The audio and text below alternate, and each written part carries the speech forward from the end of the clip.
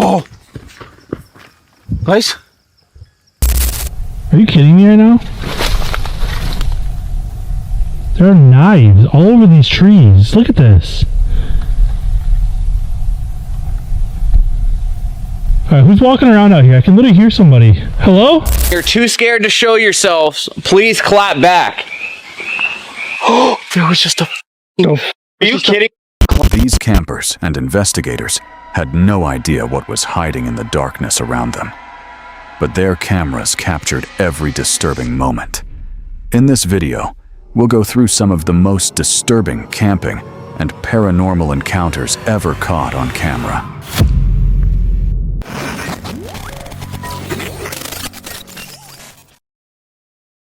A lone camper spends the night inside an isolated cremation ground.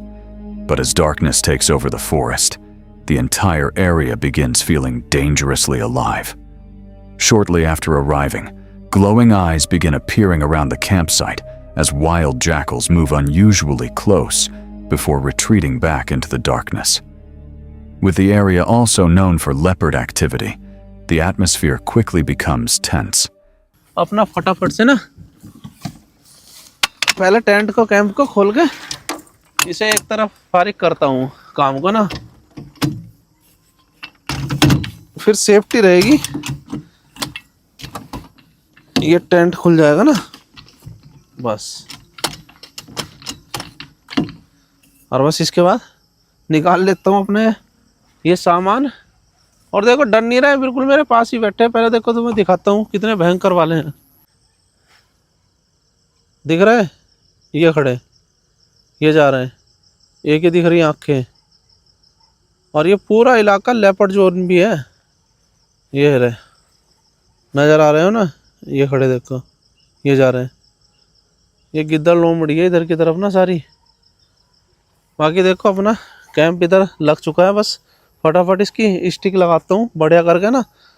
The animals soon begin behaving strangely. Jackals repeatedly cry while staring toward the same section of forest, some running away with their tails lowered as if frightened by something unseen moving nearby. पूरा खतरा है यहाँ। Leopard तो यहाँ बहुत है, कुत्ते बिल्ली की तरह है।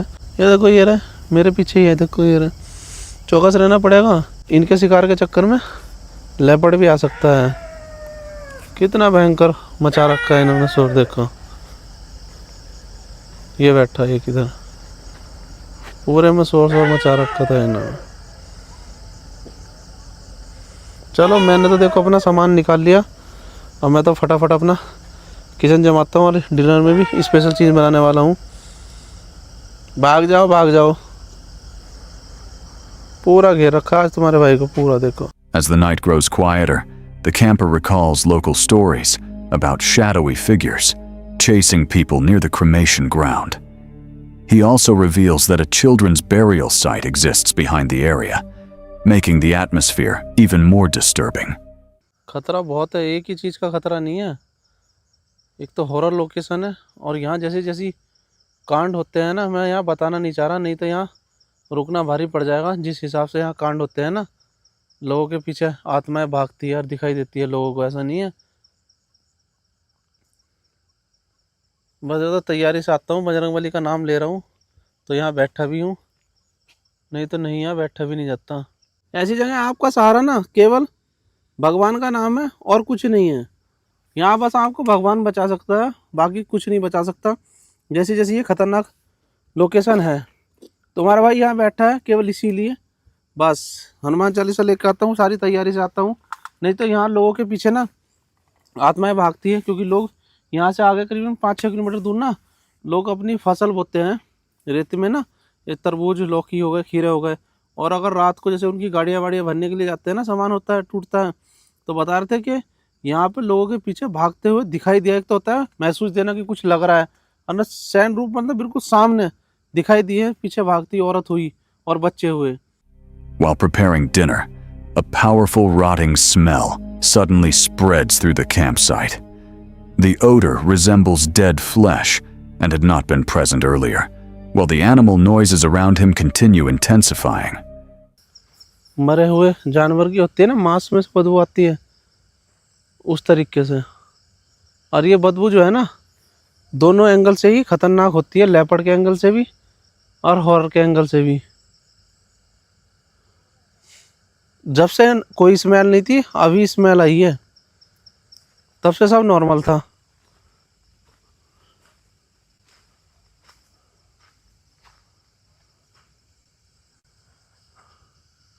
बस ध्यान रखना पड़ेगा मुझे।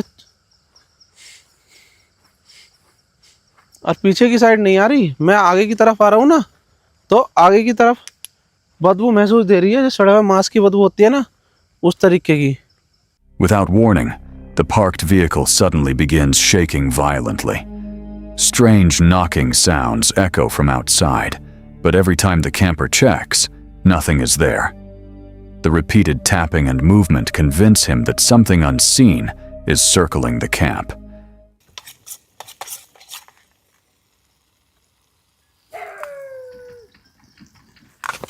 Oh, guys, गाड़ी हिल रही।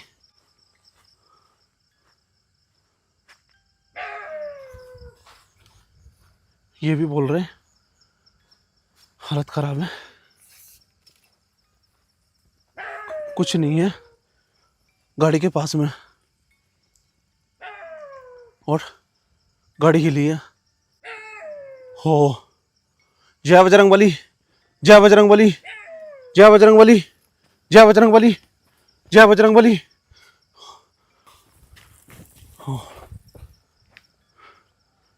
ये इधर है, ये गिद्दड़ ही है, कुछ और है। गिद्दड़ का रूप तो नहीं कर रखा, धर रखा किसी चीज ने। मेरे तो ये समझ में नहीं आ रहा ये क्या हुआ है मेरे साथ। As animals continue screaming into the darkness, the camper admits he feels genuine fear for the first time that night. Even after experiencing strange events in graveyards before, he says this presence feels far more powerful, repeatedly chanting prayers to stay calm. Even after midnight, the noises continue returning from different sides of the campsite. Every time he looks outside, nothing is visible. Unable to sleep, he spends the rest of the night awake inside the tent, as distant animal cries and unexplained movements echo through the cremation ground. By sunrise, the disturbances finally stop. But whatever shook the vehicle and moved around the campsite during the night is never seen or identified. The solitary camping trip takes an immediate, unsettling turn right at the start. While the camper sits isolated in the wilderness, the surrounding silence is suddenly shattered by the distant, chilling sound of manic laughter cutting through the background. The misplaced, echoing outburst sets a grim tone for the night, providing an early warning that the dense tree line is not as empty as it seems. Here comes somebody. Probably got a big 4x4 or something. Yeah, he's zapping through there pretty quick. Must be pretty muddy. Here's another guy. They're getting the hell out of here. Forest looks a lot different now. I think I got this goddamn thing started.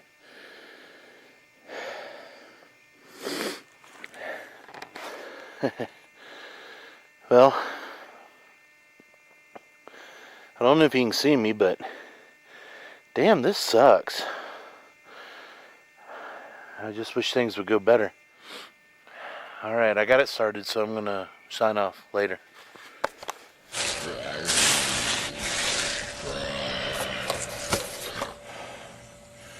Man, I've been hearing shit out in the woods, man.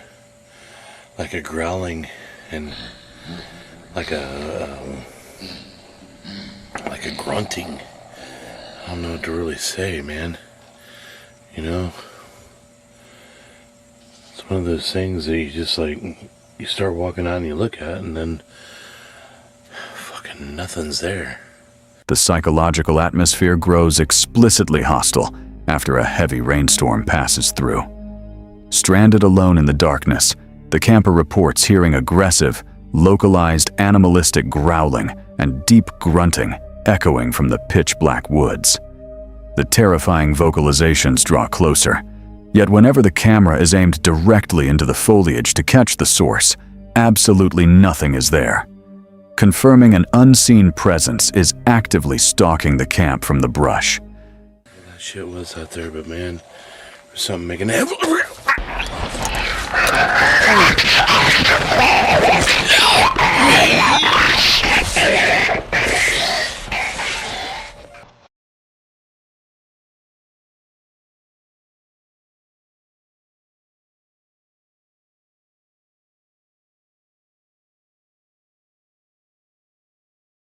The recurring grunts from the heavy timber and the sudden, unexplained sounds creeping toward the tent leave the true identity of the forest's predator entirely unexplained and unresolved. Given that the camper vanished without a trace that very night, and this footage was only recovered later by another group of travelers, do you believe those disturbing woods growls were the final warnings of a real supernatural anomaly? Or did a predatory force in the wilderness ensure this camera would be the only thing ever found?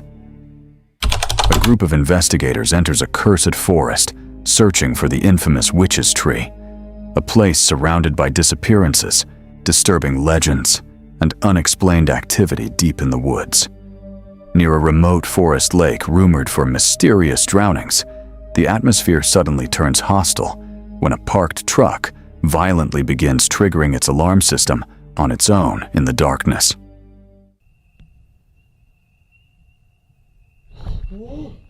What the fuck was that? What was that? Did someone just jump out of the water? Practically. Practically. It just said practically. I'm trying again. I have one last rock. Go for it. Oh! What the? What the fuck was that noise? Is that the time right now, bro? Chris is getting attacked by... Is he on my hat? I need more energy. No. Wow. Oh wow. There's just Trail another... right there for sure. Oh wow, That you're actually right. looks wet. That's really weird. Oh. Random piece of wood. Is anyone out there? Yeah, it's so weird. Almost like echoed, like... It was like delayed. Are there any spirits from the lake here? Whoa! Whoa! Whoa! Whoa! Chris, Oh, Chris, your truck? What take the... hold on, what the f? The passenger side. It's on the passenger side! No way!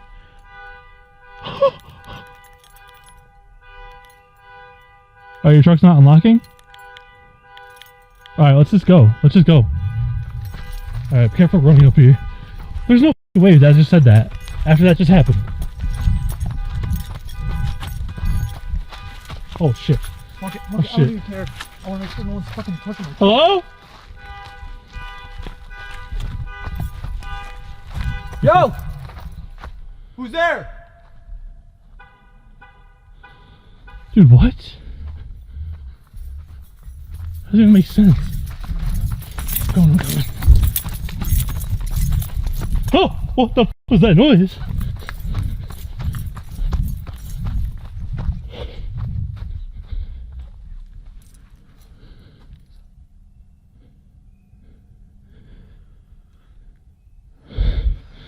Hello? Hindsight.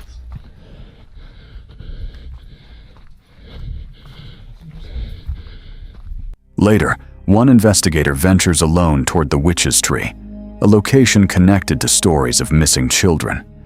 As he moves deeper into the woods, distant howling echoes through the forest, making it feel as though something is tracking him in the dark. Whoa, whoa, whoa, whoa. Hello?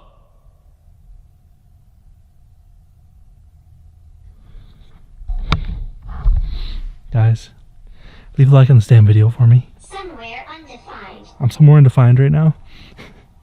I'm alone hiding to this witch's tree where they said multiple curses have happened. People have gone missing. Dozens of people have gone missing. Dozens and dozens. The tree's said to lure children in, like with familiar voices, comfort, good warm feelings. I think there's coyotes down here. Oh god. Okay, let's just make this quick, I guess. What the?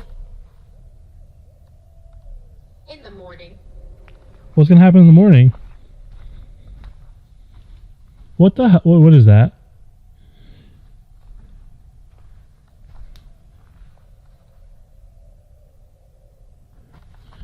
Guys, I hope the camera's picking this up.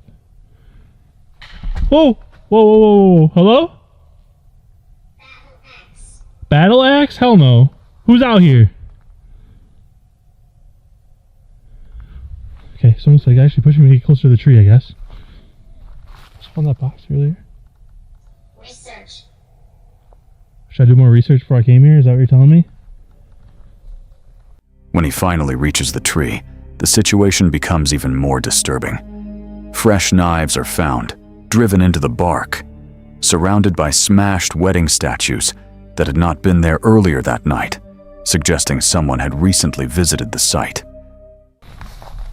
What is this? I don't think this was here earlier. Oh, no, that was not here earlier. Keystone Light. Natty Daddy? Boundaries. Hold on a sec. Crossing boundaries. That's a warm welcoming. Exposure to elements. Whoa, whoa, whoa, what the f? What is that?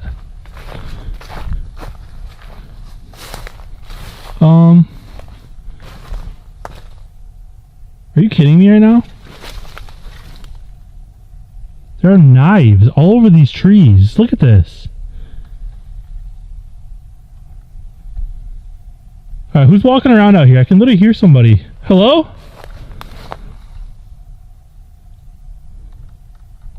That was a voice? Who's out there? This is paranormal, guys. This is literally insane that I've captured this evidence so far.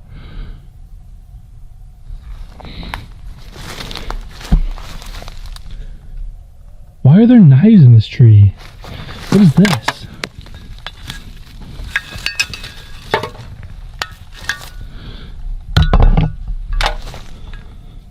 I am in the room. Yo, look. Oh. Hello? Who's that? The investigation reaches its climax when headlights suddenly appear through the trees as an unidentified vehicle pulls up nearby. Moments later, a deafening gunshot erupts through the forest, forcing the investigator into a frantic sprint back through the darkness to escape. Car coming. What the f? Oh my god, oh my god, oh my god, oh my god. I'm staying low, Keep my eye turned right. Fucking car coming. What the fuck is going on? Calling Jazz right now.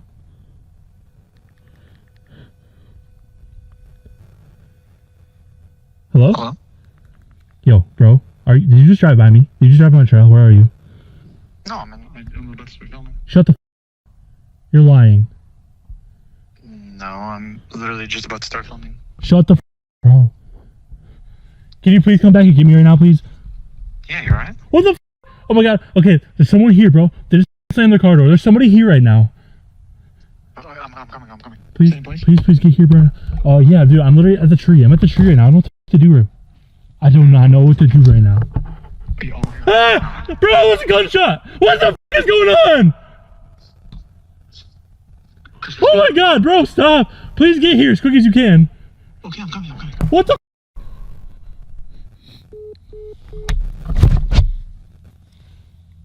Ah! Oh my god. I'm getting out of here.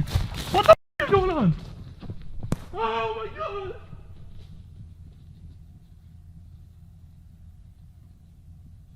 Although the team manages to reunite and flee the forest safely, the unexplained gunfire and freshly placed knives at the witch's tree remain completely unresolved. A group of campers and investigators venture deep into the isolated Manson forest, hoping to explore the darkness surrounding the infamous land. But as night falls over the wilderness, the forest begins responding in ways they cannot explain. The investigation starts on an unsettling note when the team discovers abandoned blue jeans and dark clothing scattered deep within the brush, suggesting someone, or something, had been there recently. Later, while standing in complete blackout conditions, one investigator calls into the darkness asking for a sign. Seconds later, a sharp hand clap suddenly echoes from directly behind the group, cutting through the silence of the forest. Giant footstep, like right here? How did y'all not hear that? I don't know. Where are you? Can anybody go in this cove right here? If you understand what I'm saying, walk up to that red light, please. Yo, him. Him? No way! Rivers is working fine, and the first thing that pops out is him. Him. For the record, go left. If the command came from there, Go left. that would be go that left. way. Towards their old building. Which is where this has been going off more and more and more and more and more. That is true. And that's where all the buildings were. If the direction came from that way, go left. I got an idea. Let's go lights out, and then I want to try something. Just because I'm curious if they're scared. What the part of the family? But who says that they're children? Demons. Well, let's go lights out. Come on. If there are any people, spirits, souls, whatever you are, if there is something down here and you do want to communicate and talk with us, can you please? Wow. Wow. That's on orange. Like the last 2 times.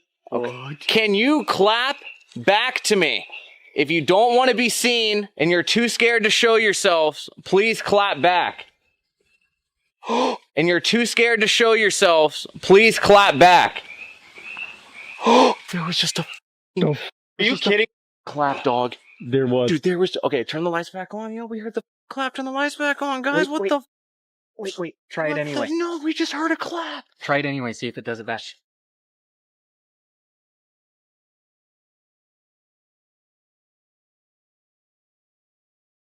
Guys? What? You hear those? I hear it too. Red Pod the blue. There's someone coming. Near the stone cove, the atmosphere turns openly hostile. A real-time scanner abruptly spikes before a terrifying disembodied voice suddenly yells out from somewhere deep in the distant trees. Dangerous. Dangerous. I think the Manson family was just gonna... Whoa! No. Whoa. What the That. That was just pretty wild, as you said, Yeah, the Manson yeah. family. It goes purple. I heard that. Someone Right? just yelled over there. What? Nope, yep, straight up. Someone straight just yelled. I have no regrets. No way. What the Is that Charles Manson talking himself? That's kind of Don't be afraid. Don't. Whoa! He used to say that. He said, "Don't be afraid, my children."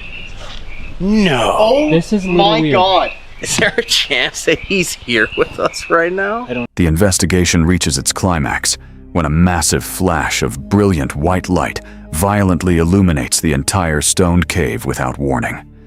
The blinding burst appears suddenly and vanishes just as fast, leaving the team stunned and unable to explain what caused it. Holy. It's crazy. Whoa. Also, I got a full name here. Wait. What's up? That was either our device or someone was just shining a flashlight over here. Oh, Wait, no. what? Well, the device wouldn't be a bright white light. It was a Over there very- with our gear? yeah, it was a huge bright white light. Also, at some point, I got a full name on this while you were asking the names of the victims. It's Abigail Johnson.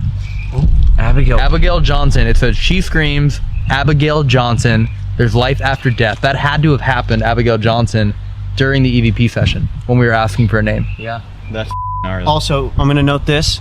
Maybe the light over there was the music box. Yeah, that's true. I don't know. I don't. If it was. I don't think so. Okay. Here we go. Whoa. Yeah, that was a big one. Whoa. And I don't know how that could have been the music box. What the What, another light? Yeah, The but entire cave? Yeah. The entire cave? Yeah, it looked like the equivalent of like this. Boom, boom. Like. I might have. Oh wait, that actually wasn't where the music box. it was. Oh, what? Wait, so That wasn't where the music wait, box so was. that had to be Over the first camera. Almost honestly, directly in between your two cameras. Like, that's where it came from. That wasn't the music box at all. No, yeah, because the music box is off to the right. I'm so glad you saw that.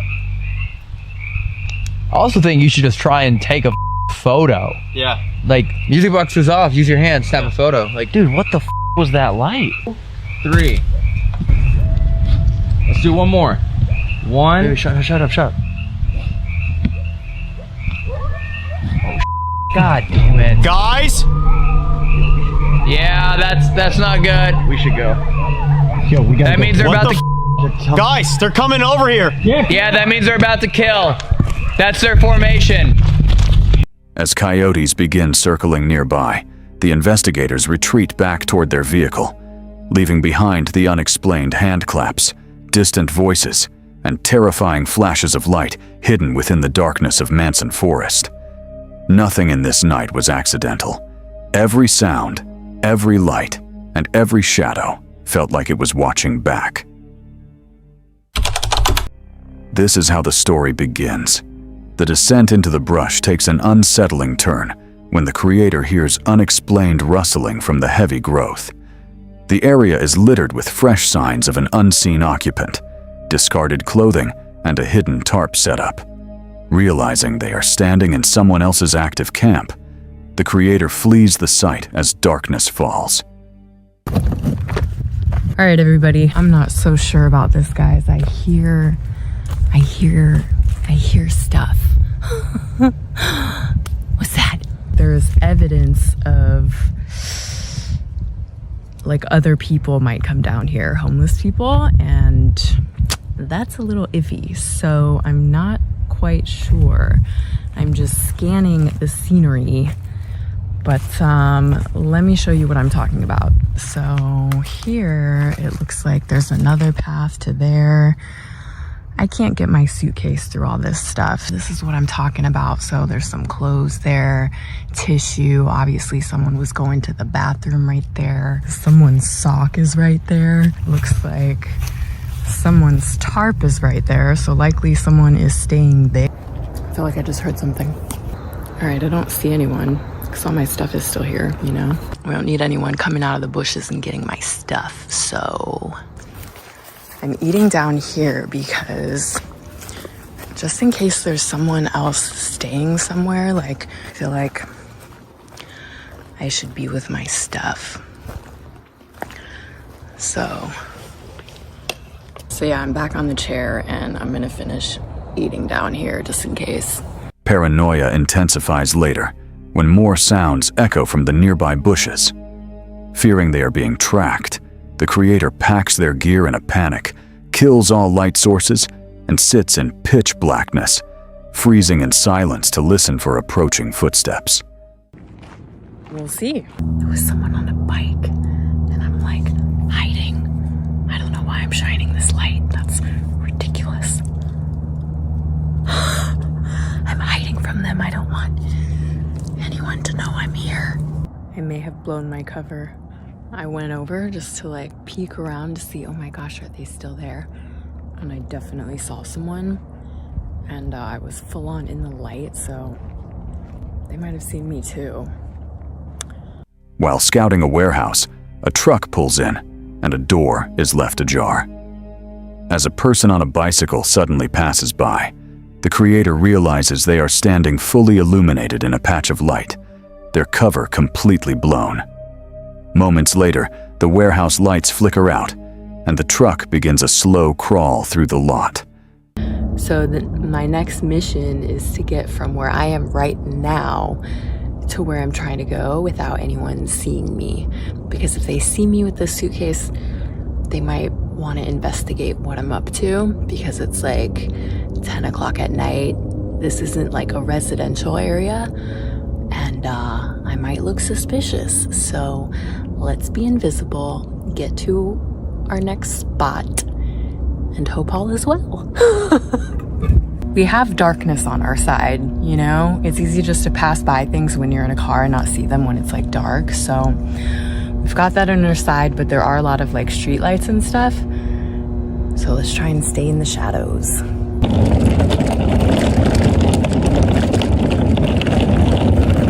All right, I'm in the shadows. I have one more full on light. Because I've got to get through. The bike rider suddenly doubles back. The creator drops to the pavement, using a suitcase as a shield against the rider's line of sight. Trapped between blinding streetlights, they creep through the shadows, trying to evade the patrols they can feel nearby. I'll see something coming before they see this light, but I'm going to show you the scenery. I'm going to show you the downsides to this spot, and I'm also going to tell you why we're here in such a freaking crappy spot. There's a reason. It's a good reason. All right, so what is so crappy about this spot is that it's a freaking parking lot. And this is like the main, it's not a main road, but like it's a road, and cars pass by this road. This is the cars I've been trying to hide from are right on this road. There's lots of light.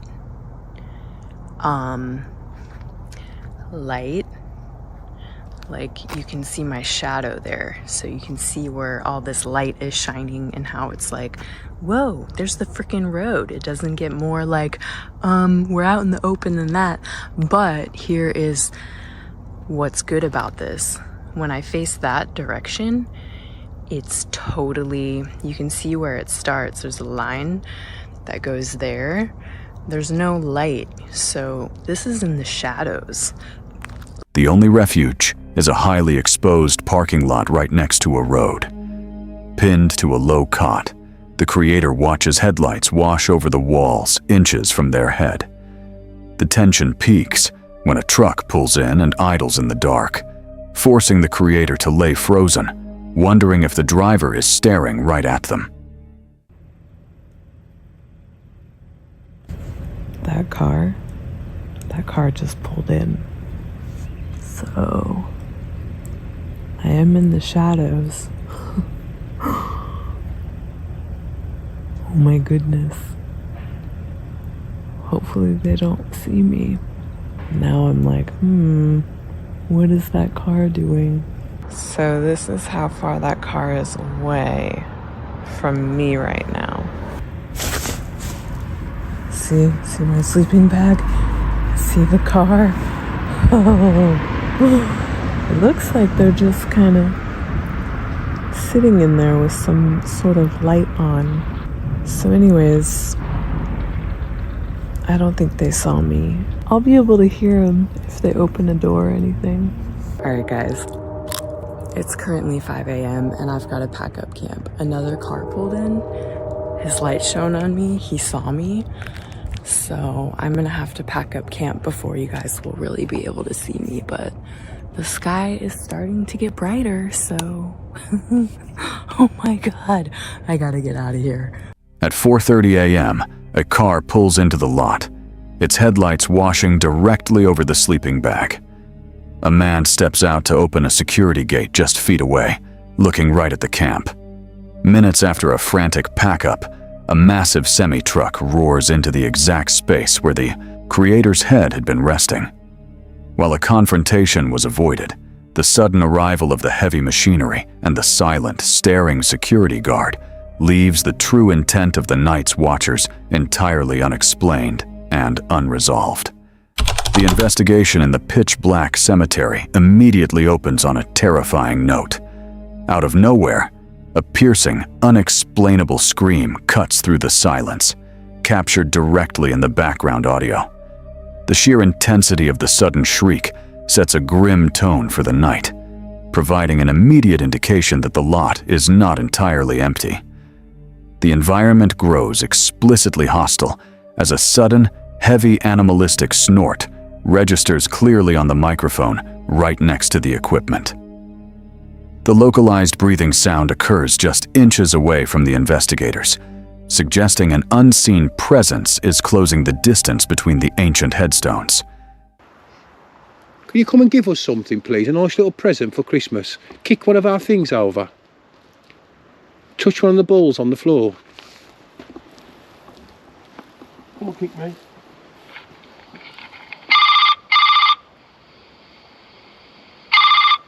Now I step backwards, I don't step sideways, you can see where I am. All I've done is twist. If that's you, Spirit, can you do that again, please? Please. Turn that green light on again, please. You can use my energy. The unsettling physical audio anomalies return to plague the team. While standing in absolute darkness, another guttural snorting sound slices through the quiet, directly interrupting the conversation. The heavy, low-frequency noise manifests in tight proximity, confirming something is actively monitoring their movements.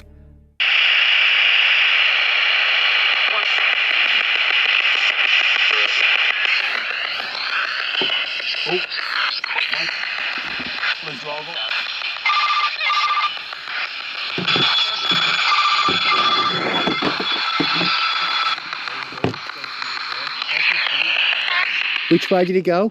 Towards the left, towards my left.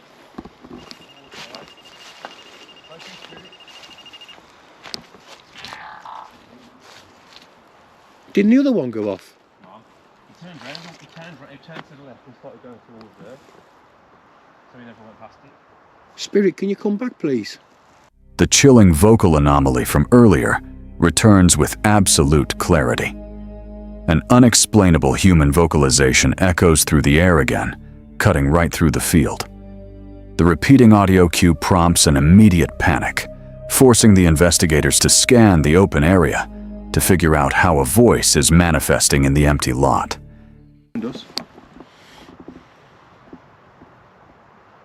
If you don't want to do it, and you just want us to leave, just take it to no or to goodbye. If you haven't got the energy, you'll... Did you hear that? Is that a car? No. It was a voice.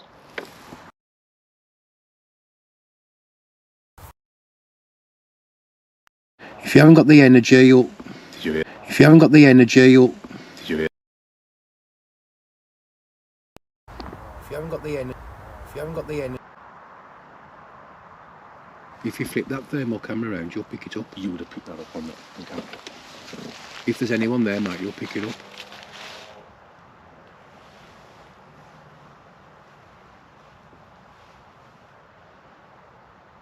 Nothing there? Well, there's a little bit of something. Is that horse again, though, in the corner? Yeah, it might be a creature.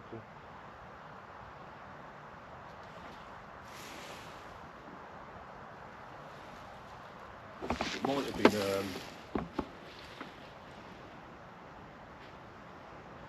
I definitely would have picked it up. I'm not saying it was, but it sounded like somebody just went, like that. But then when I heard that motorbike or whatever it was in the distance, I thought maybe it was that. Yeah.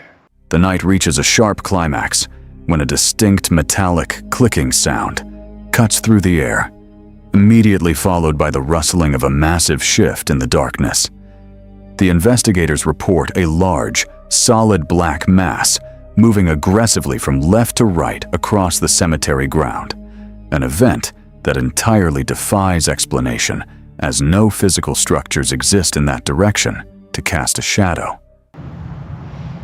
Saying that, how many investigations have we been on when we thought it was shit? And then when we reviewed the audio, there's loads of weird shit going on around us.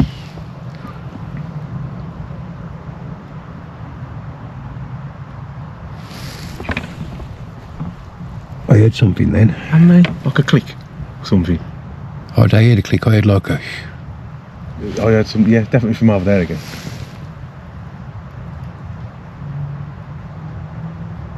Movement then over there. Big movements and all. Movements of black just went from left to right.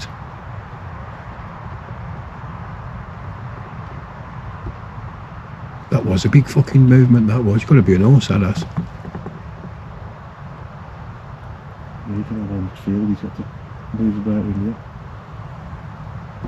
That was the weird thing about those bangs. When I come back and looked on Google Maps, there was nothing over here that could give them noises. And they were so loud, mate. That's the camera, that is. Should we wrap that Ouija board up? Yeah. Tell you what, my fingers are fucking froze. I'm down to 4% battery, mate. Should we close it down? Yeah. Nah, it's gone. It's unless we've got a crazy amount of shit that we're unaware of. While the team prepares to close down the investigation due to freezing temperatures and a dying battery, the sudden bursts of disembodied screams and the recurring vocal anomalies leave the true nature of the graveyard entity entirely unexplained and unresolved. This video follows two investigators entering a heavily active forest and military site, known for a rumored portal inside a cave. Their usual focus is documenting paranormal activity, but from the start, the location feels unusually quiet and isolated. As they move deeper into the area, the absence of natural sounds like birds or animals creates an immediate sense that something is off. As they approach an old bunker, they begin attempting communication with any spirits present. Almost immediately, strange audio phenomena occur. Distant voices, faint whistles, and unexplained movement in the surrounding forest. The energy shifts noticeably, with both investigators reporting physical discomfort, such as chest tightness and emotional unease that seems to intensify in specific areas. It is a very historic spot. All right. It's creepy as fuck. Are you ready? We're about to pass the threshold. Yeah. All right. Like there's like here. one last thing. Like there's no turning back once we enter here. I know. Okay. Oh. Did it sound like a rock? No, it sounded like a woman's voice. Oh, what? Hey, like we're way in the distance. I don't know. Was that you? No, I wasn't You talking. didn't wheeze or anything? No, no. Did you also forget about the bunker that's right there? Yeah, there is something in there that's a different story. And that's the thing about this spot is, like, I'm sure there are so many other bunkers on the land that we just haven't discovered yet. Something feels weird tonight. Do you feel that? Like, just like the shift in energy as soon as we came down closer to the ocean. Yeah. Like, there's just like some sort of shift. Not long after, the investigation moves toward the deeper forest path leading to the cave system known as Hell's Dungeon.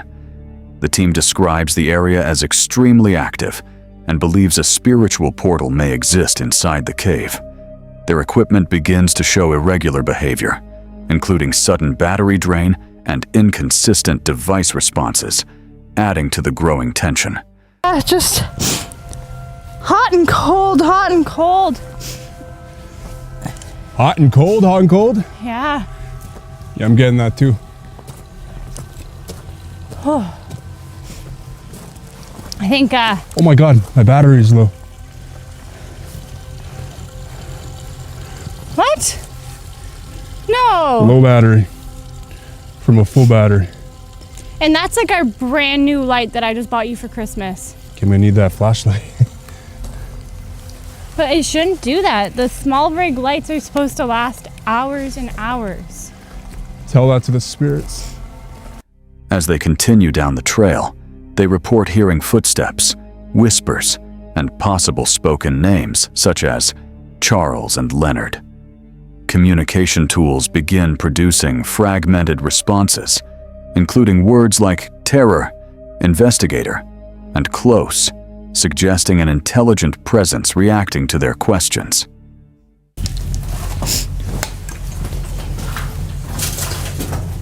We had got a couple of things just while we started the camera that said, like, I want my life back, I lost an arm, and my ashes are here. And we got those three things like back to back. So would Fucking! Did you hear that? I did. Sorry, That's okay. freaked me the hell out. Who's there? And we got those three things like back to back.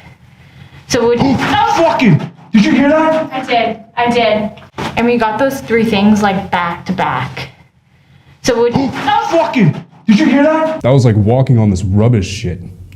So I'm at the very end of the tunnel, which is where we think that the main portal of this spot is, where the activity and everything is. Leonard. These are all male names, which would make sense. Close. Close. It just said close. What did you ask? If this was a portal, if they have any confirmation.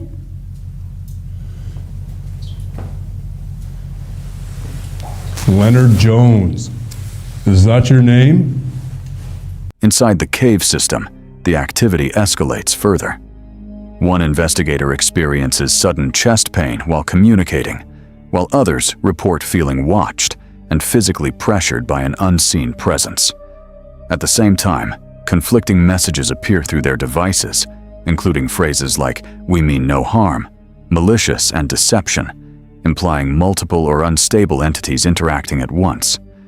A key turning point occurs when the investigators attempt to communicate with a possible spirit, identifying as Jenny, believed to be a younger presence connected to the location. However, communication becomes inconsistent, with responses suggesting she may be outside the cave or being restricted by something unseen. It's okay. I feel like it's coming from down there. We're not going to hurt you. Can you tell me how old you are? Why don't you tell both Chelsea and I how old you are?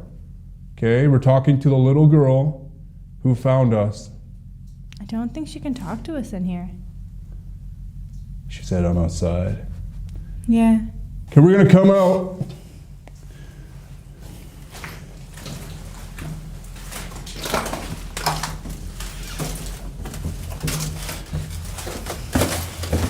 As the investigation reaches its peak, the environment becomes increasingly hostile. Equipment failures escalate, lights begin to drain unexpectedly, and both investigators report feeling shadows and movement surrounding them. One investigator claims to feel a physical touch near the tunnel, followed by the sound of movement deeper inside the cave when no one is visibly present.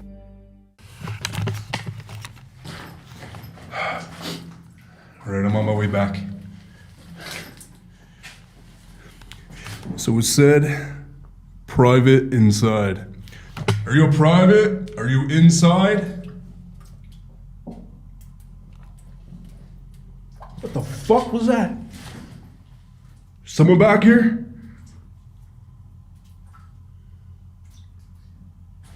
I'm very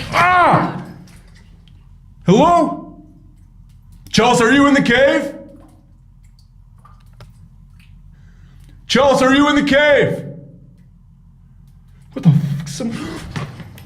Okay, someone just touched my back.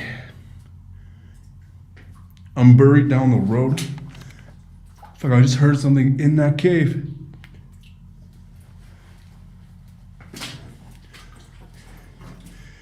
That is creepy as fuck. Something's going on with my light. Oh! Chelsea! Chelsea! Chelsea! I'm from the 1700s. I don't think that's Chelsea. Where did she go? The investigation ends with both investigators retreating due to exhaustion, equipment failure, and overwhelming unease. They conclude that the location behaves like a highly active paranormal hotspot, possibly centered around a cave system they believe functions as a portal. While nothing is definitively proven, the combination of audio anomalies, physical sensations, device interference, and shadow activity makes this one of their most intense documented explorations. This video follows a solo investigator exploring a historic forest inside Putnam State Park, Connecticut, known for Revolutionary War activity and reports of paranormal sightings. He enters the area alone at night, aware that soldiers were once camped here during the winters of 1778 to 1779, and that a man named Mr. Phillips was reportedly killed inside a cave in the area. As he moves through the dark forest trail, he begins using a spirit communication device while documenting his surroundings. Early on, he reports strange environmental cues, unusual sounds in the woods, shifting shadows, and a growing sense of being watched. The isolation of the park at night amplifies the tension as he continues deeper into the historical grounds. I don't know what I'm in for here. Okay.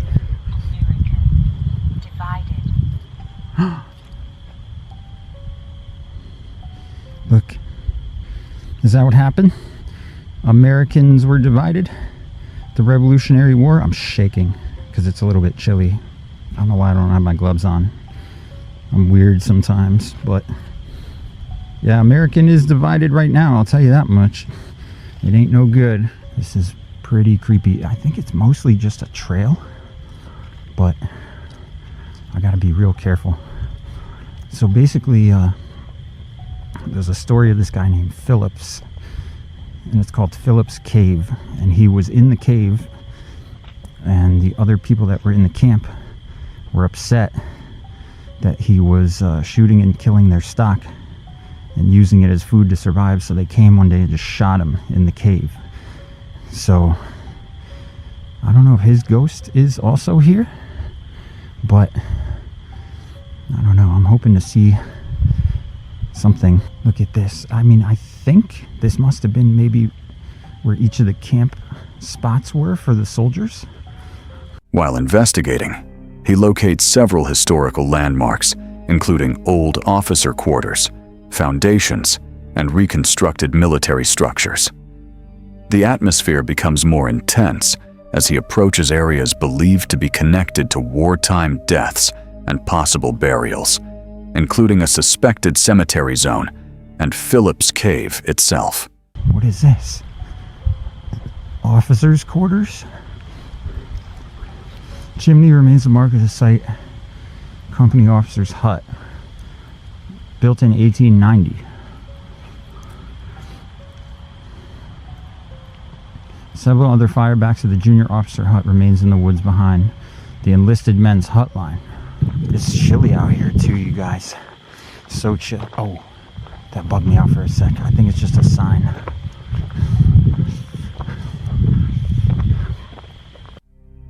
As he reaches the cave, he begins direct communication attempts with the spirit of Mr. Phillips. He asks questions about the Revolutionary War, the soldiers stationed there, and the circumstances of Phillips' death. He also references the idea that Phillips may have been killed by enemies, attempting to provoke a response or confirmation. I'm going to take a seat. Can you, Mr. Phillips, sitting here in the Phillips Cave, or outside of the Phillips Cave, not in it, but can you talk to me, Mr. Phillips? Why did they kill you? Man, this is eerie. Let me tell you, it's just eerie out here.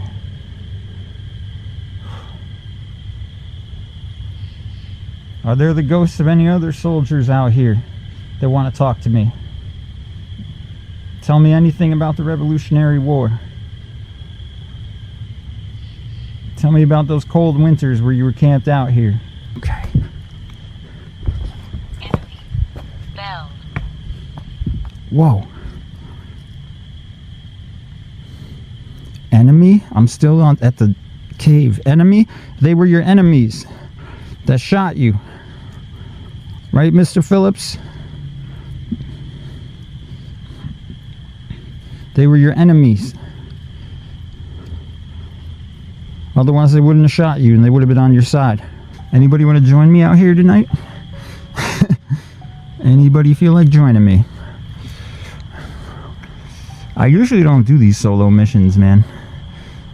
But it's all about not being scared, you guys. Okay. Back to the... That was weird. Okay. Alright.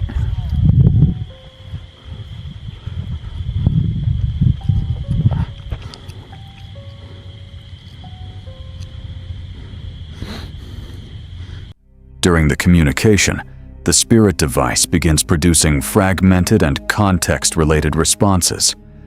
Words and phrases appear that seem connected to war, memory, emotional states, and past trauma. The investigator interprets these as possible indications of residual or intelligent activity tied to the location. A key moment occurs when sudden unexplained noises are heard in the surrounding forest, loud enough to interrupt the investigation. The investigator questions whether these sounds could be gunshots, footsteps, or residual echoes of past events replaying in the environment.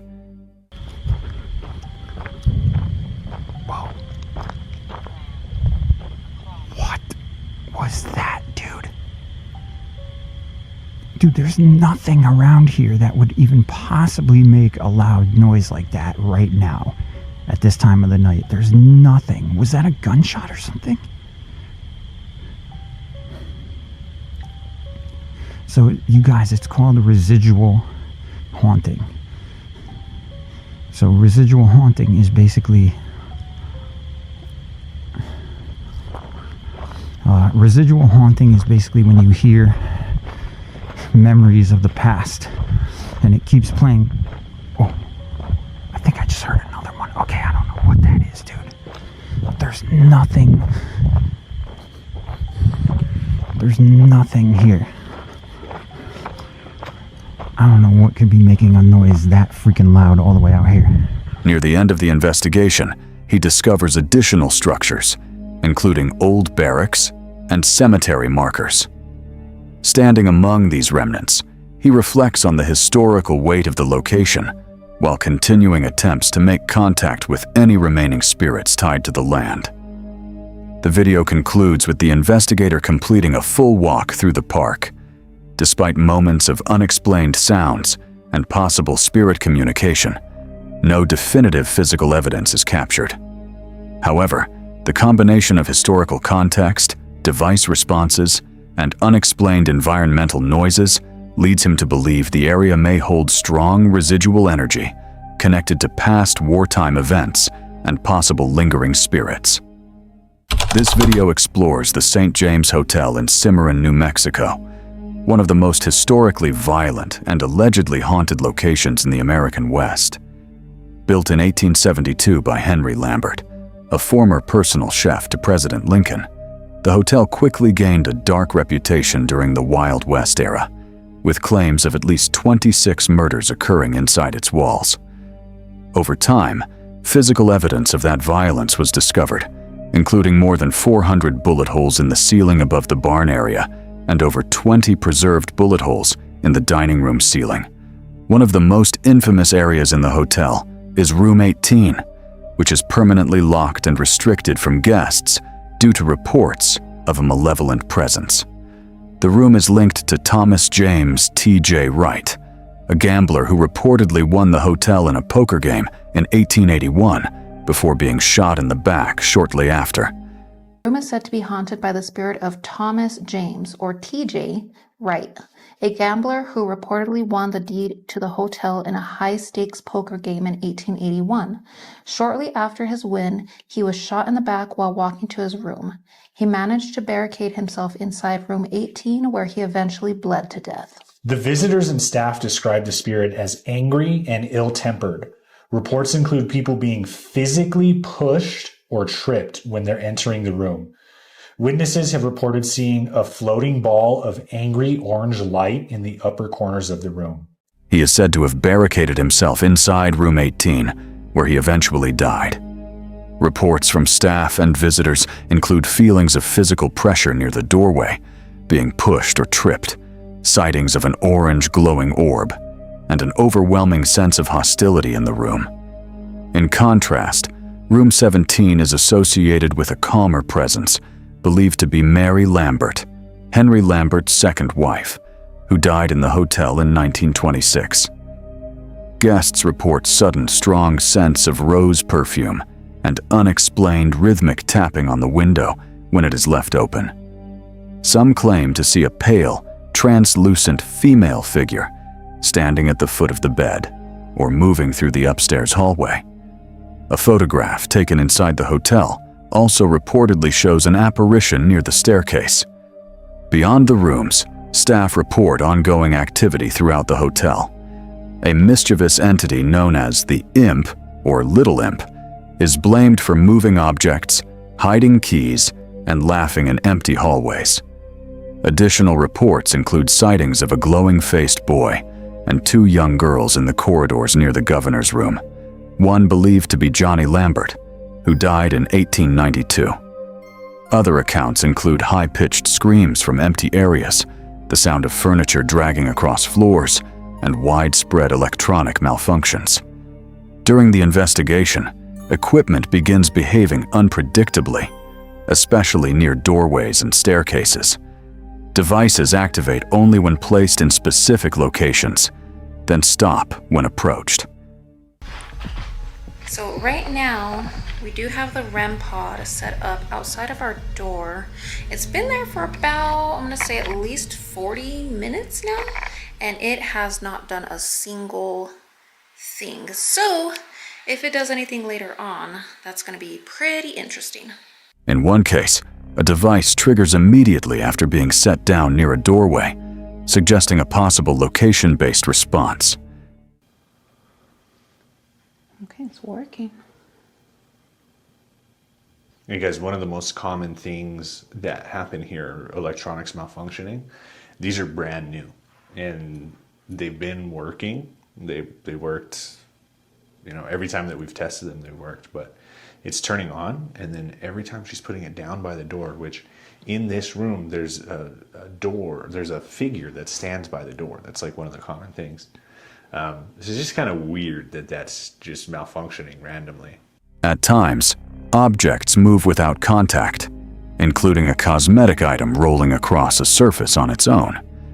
Cameras also capture unexplained visual disturbances described as orb-like movements entering the frame before equipment temporarily fails. Bubby, What just moved? my beauty blender just rolled. Your beauty blender just rolled? Yeah, I just watched it roll. What? Can you do that again? Right as I was asking it if it likes to mess with you, Uh-huh. that rolled. It shouldn't be moving at all.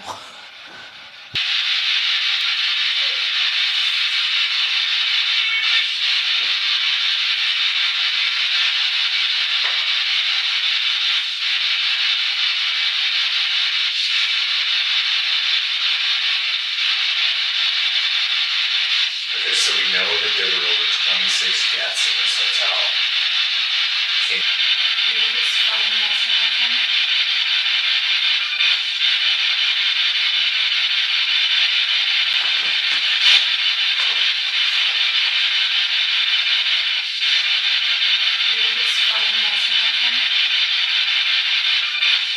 One of the most significant anomalies occurs when a temperature device shows a rapid and sustained increase in heat within the room without an identifiable source. The change happens in sync with reported physical sensations such as chills and goosebumps. This has gone up about went 4 up? degrees. It's at 73 right now.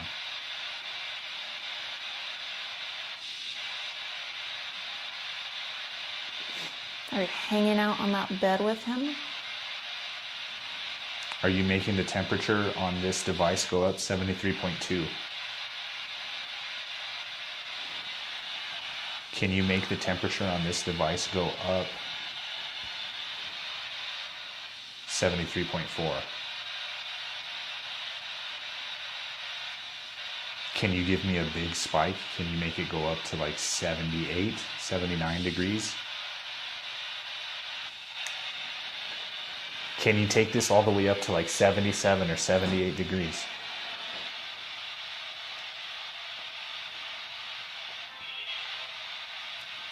I just heard it say yeah. Can you make this go to 77? 74.6. By the end of the investigation, activity gradually decreases, with the environment returning to a calmer state. While no single event provides definitive proof, the combination of historical accounts, environmental fluctuations, equipment interference, and visual anomalies creates a sustained pattern of unexplained activity throughout the hotel. This video follows a group attempting the red door, yellow door sleep ritual, an experiment meant to guide one person into a dreamlike state where they explore a surreal mental world. One participant acts as the guide, while another enters the trance-like state with their eyes closed. The ritual begins with preparation, including candles and chanting until the subject mentally enters the game. The guide then asks structured questions to navigate the experience, such as describing rooms, doors, and surroundings. Candles, and we're gonna be just straight go for it. Let's do this. All right, so our guidey, let's start lighting the candles. Shit. Alright, let's see how it looks. Oh, fuck me. Dude, this is like super scary. They said we had to turn off the lights? No, but it's scarier. Hey, they're burning really fast. Honestly. You can't see anything. They're going down. Turn the light, turn the light! Why? Oh no. They turn back on once the light came on. They just do that? Let's try that again.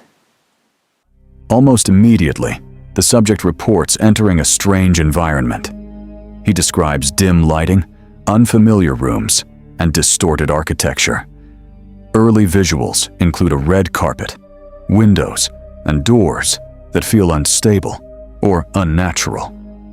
Other colored door. Red door, yellow door, any other colored door. Red door, yellow door, any other colored door.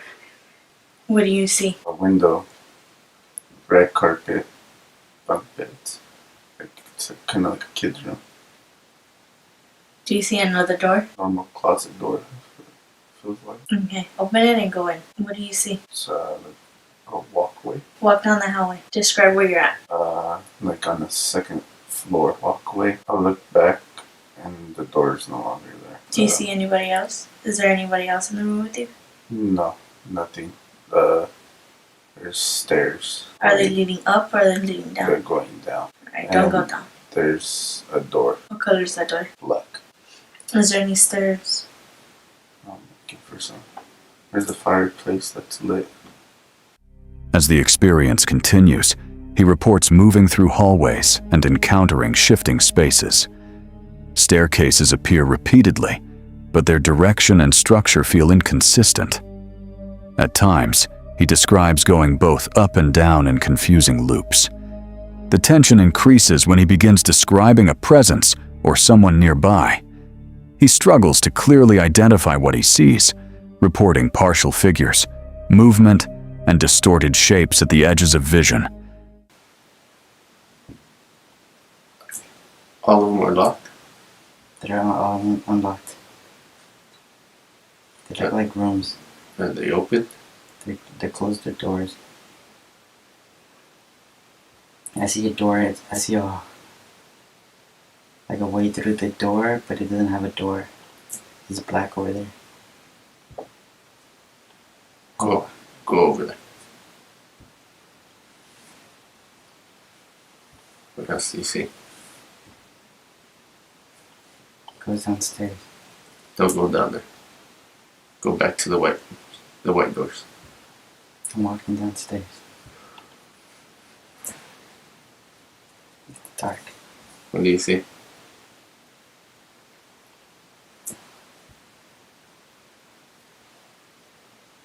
More stairs. Downstairs? Yeah, they spiral down. It's 4. Go down there.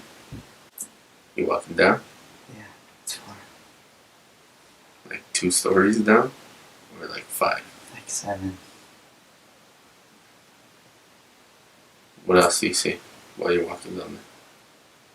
There's a spotlight down there. What do the walls look like? It's all dark. It's dark. What about the stairs? What are the color of the stairs?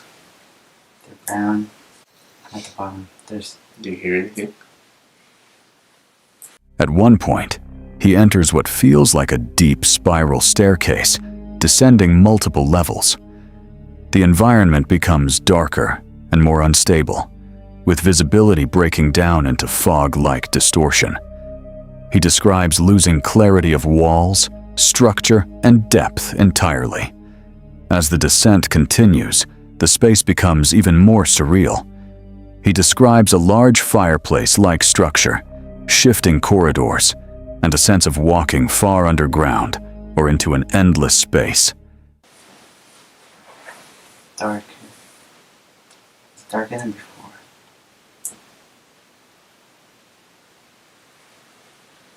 Do you hear anything? The door gone.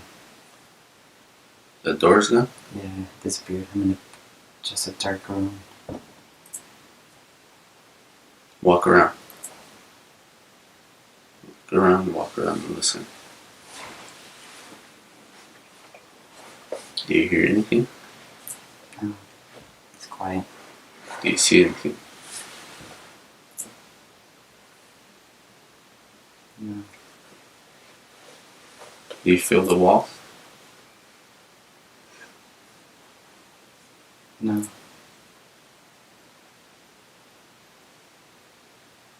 still looking around?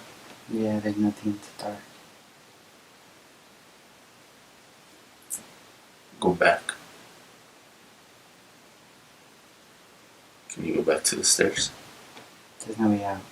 Wake me up. Wake up. Okay. I don't know that. That's not like. I don't know what that is. Staircase, but they had like. It was dark. And like down there, it's just like one spotlight in the middle. I got down there, it was far. Like it seemed far. But like I got down there fast. And like, it was nothing. And then I looked around, and it was like a white chimney, but it was like kind of big. They could like walk through it. And I went through it, and then like, I went under, and I looked around, and it was just dark. And the door or the chimney shrunk. So it shrunk down, and I was just in the dark. And then when he was asking me where was I was just in that room. But there was no doors, there's no way out. It's not like, I don't know how you explain that. Like it's not, you can't see it like this. It's like, I know. it's like foggy, faint.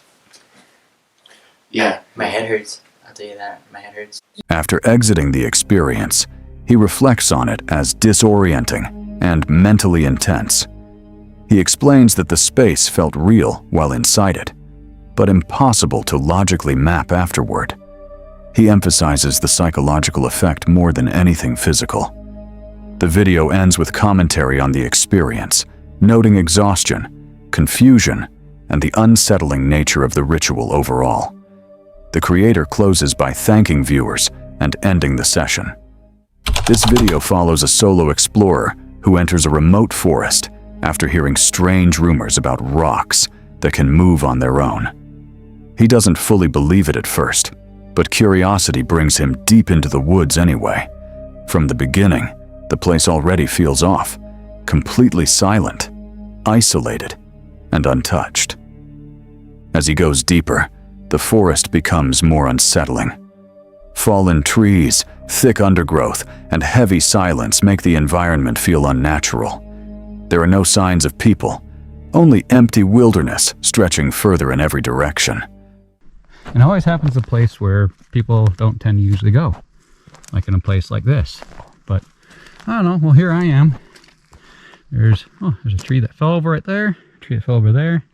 But it's actually quite a view up in here. It came from that way, coming up this way.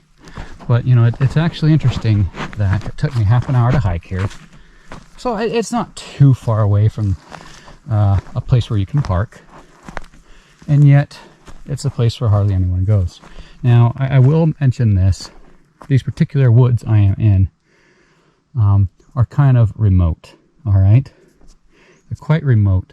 And so there's no local town here. I'm out here by myself. There's no local town. And I actually, my car I brought, I actually had to mount on the back. Soon, he discovers something disturbing. Animal bones lying beside a massive rock. Near them are strange drag marks in the dirt, as if something heavy was moved into place. The scene doesn't make sense, and it immediately raises questions. Not a big fan. Up a little bit higher now. There's lots of rocks here in this area. That's kind of interesting. Oh, whoa. Bones. Those are rib cage bones. Something died here. Except, wait. This is kind of interesting. Can you see this?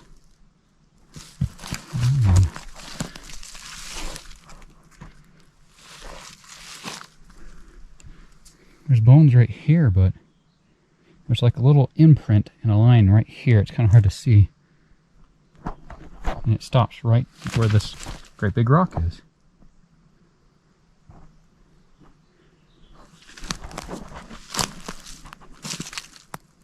Oh, wouldn't that be something? Like, what if there's an animal right here? And this rock, it moved. Somehow it got the animal and it killed the animal. And the rock can rest right there. That doesn't make sense. I don't get it. You know what would make sense to me? Is if something threw the rock. Okay? Something or someone. But, I mean, that's impossible. Like, how could you throw a rock and hit an animal and kill it? Like, it's gonna run away. Like, if it's a person, they're coming up with a rock, there's no way you're doing that. Any hunter in the world, I bet, could agree with me there. I'm not a hunter myself, but I bet anyone who is a hunter could agree with me. This is interesting, the growth right here. At first, he tries to explain it logically. Maybe the rock fell. Maybe something dragged the bones. But the size and position of the rock make that nearly impossible. Still, he continues deeper into the forest. As he moves through a ravine area filled with fallen wood and erosion marks, the atmosphere feels even more unstable. The place feels like it was shaped by something violent in the past. Come over here. Look how deep that is. I mean, seriously, look how deep that is. Obviously, water came down here once and created this wall back. Look at this. Look how much dead wood has fallen out into this little ravine area. It's just interesting, you know. Well, if you needed wood for a campfire, get plenty of wood here.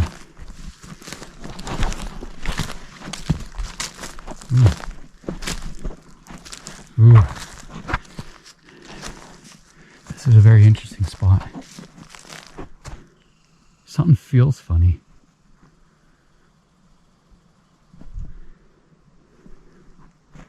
I'm not sure, something does feel kind of funny. Then strange sensations begin. He feels something like rain, but there are no clouds in the sky. The forest starts feeling wrong in ways he cannot explain.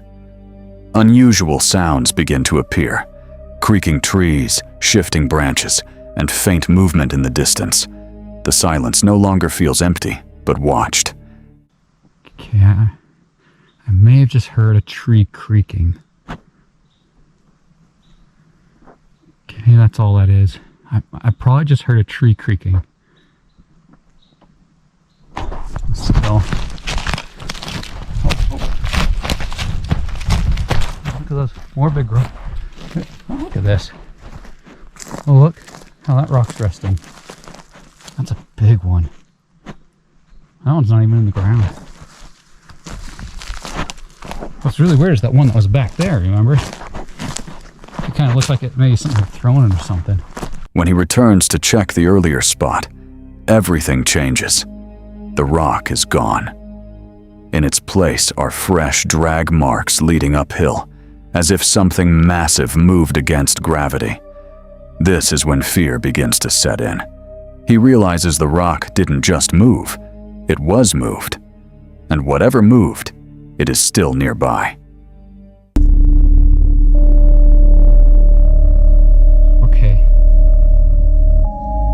What am I even seeing?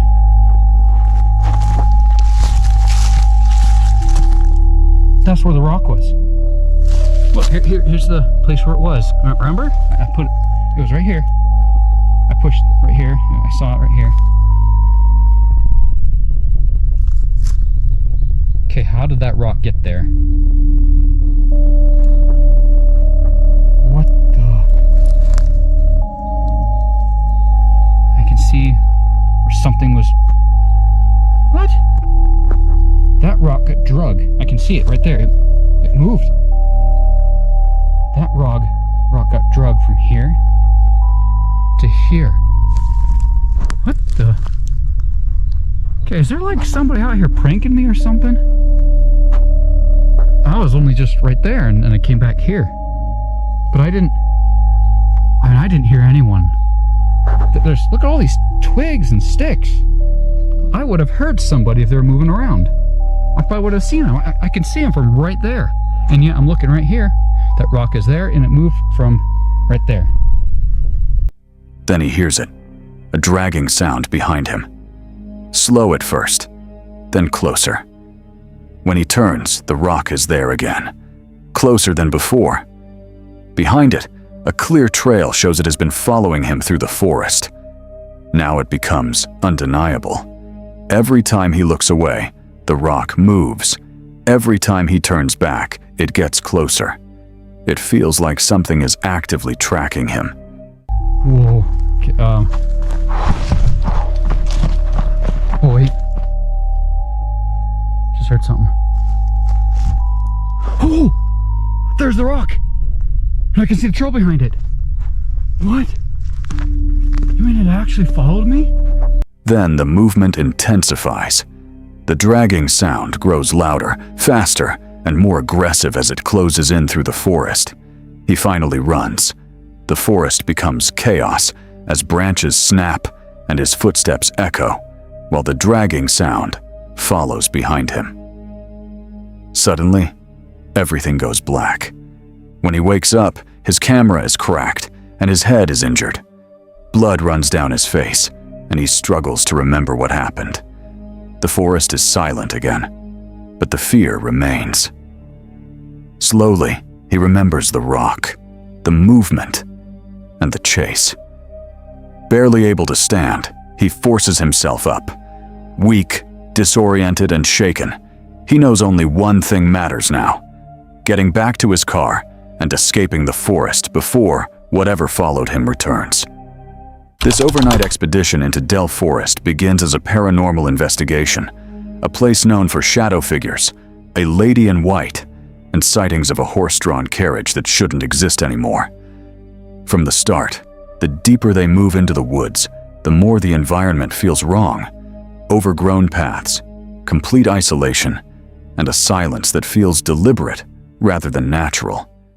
I've come out to Delmare Forest, heard loads of reports of paranormal activity out here. Horse in carriage being spotted, to lady in white being seen roaming through the tree line, shadowy figures being seen darting in and out of the trees, as well as a dog-like creature being spotted out here. So I've come out with Ming's Paranormal. We're going to do an overnight camp. We've got here, as you can see, a little bit late on. So we're going to go find a camping spot, and then we're going to jump into a ghost hunt, a paranormal investigation to see if we can capture any of the spirits of Delmare Forest. Finding a campsite becomes a struggle in itself. Hours are spent navigating uneven ground and dense forest until they finally settle near a remote water edge, far off the main trail. Even then, the feeling doesn't ease. The darkness here feels heavy, like it's pressing inward from all directions. Through the trees.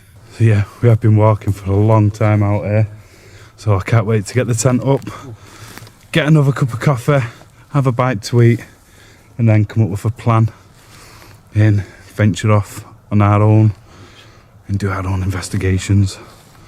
So yeah, look at that. I'm sweating.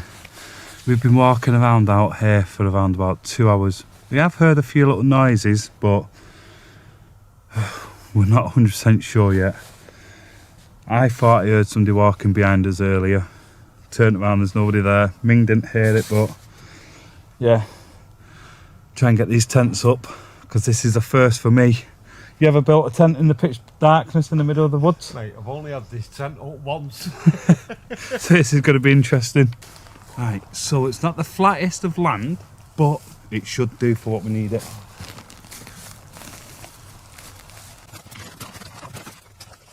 As night sets in, the atmosphere shifts completely. What begins as quiet camping quickly turns into something more unstable. Distant noises start moving through the trees, branches snapping, subtle movement where nothing should be. At first, it's dismissed as wildlife, but the timing and direction of the sounds make it feel intentional, almost like something pacing around them. Then the forest changes tone entirely. A sudden sound breaks the stillness, something like movement rushing through the undergrowth, followed by what both describe as an unsettling, human-like presence nearby. Not seen, only heard. And then it stops. Dead silence returns, but now it feels worse than before. That's when the real escalation begins.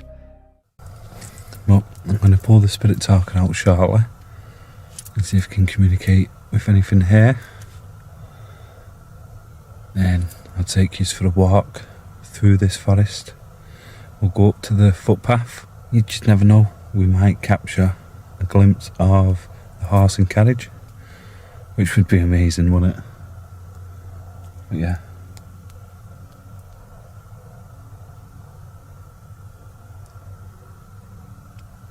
Hey Ming, is it raining?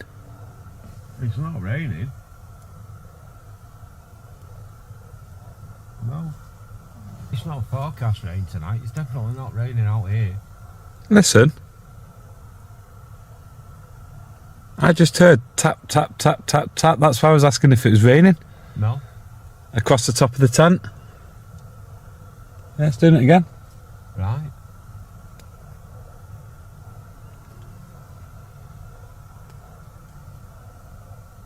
But it's a sound of like, do when it starts to rain? Yeah, when it's just starting. Yeah. Like you say, it's not even forecast rain tonight. There's no forecast rain, there's no wind, there's nothing. While sitting at camp, both hear what sounds like footsteps moving directly through the brambles near them. Slow, heavy, then stopping, and repeating. When they investigate, there is nothing. No torchlight, no figure, no explanation. Just dense forest and complete darkness, where sound should not have come from. Then comes the most disturbing moment of the night. A sound breaks through the silence that both identify as a woman crying. Not far away, not vague, close enough to feel directionally real. The reaction is immediate confusion and fear, but when they split to investigate, neither finds a source. The forest offers nothing back, no movement, no presence, only stillness that feels unnatural in contrast to what they just heard.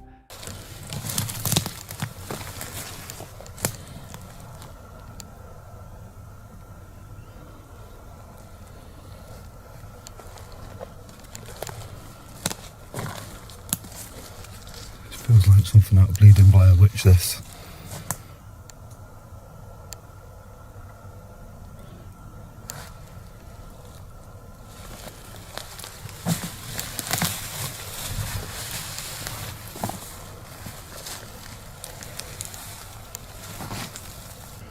There is definitely nobody on this side.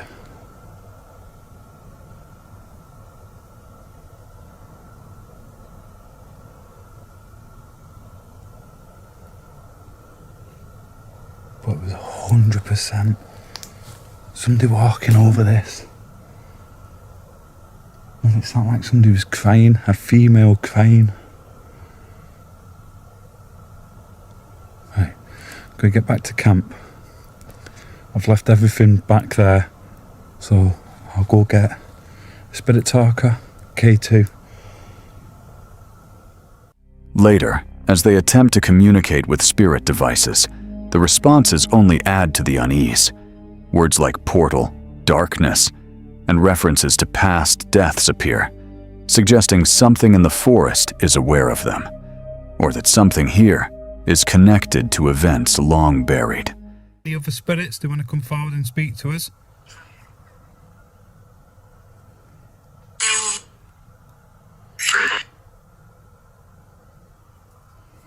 We heard you not too long ago. Oh, we heard something out here.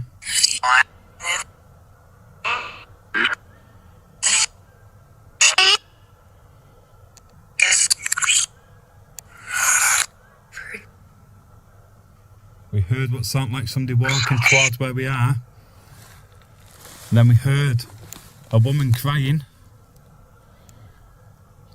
Was that you? Yes.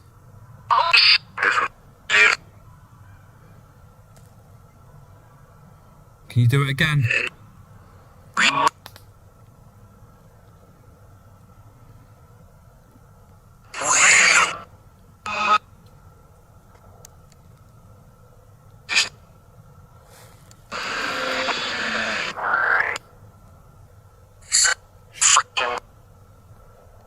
The idea begins forming that whatever people have been reporting, shadow figures moving through trees, a lady in white, unexplained sightings, might not be isolated incidents.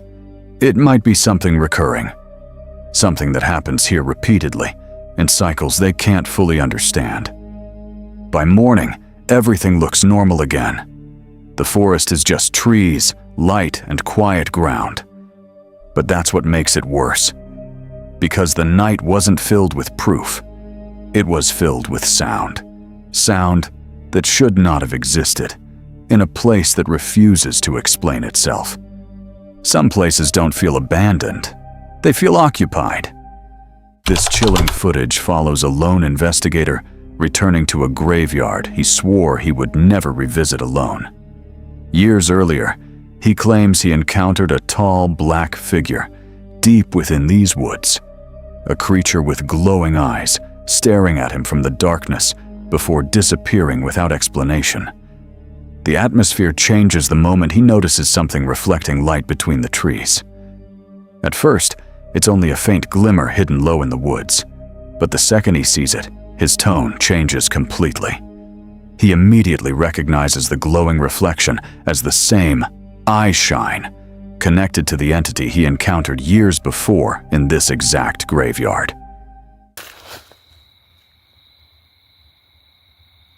What in the hell?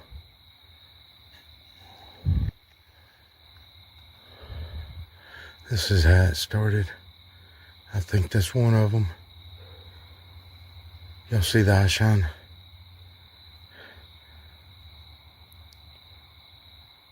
Oh man.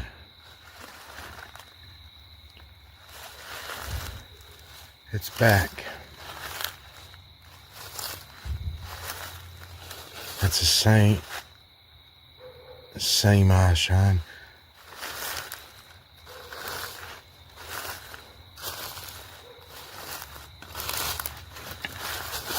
That is that demonic entity.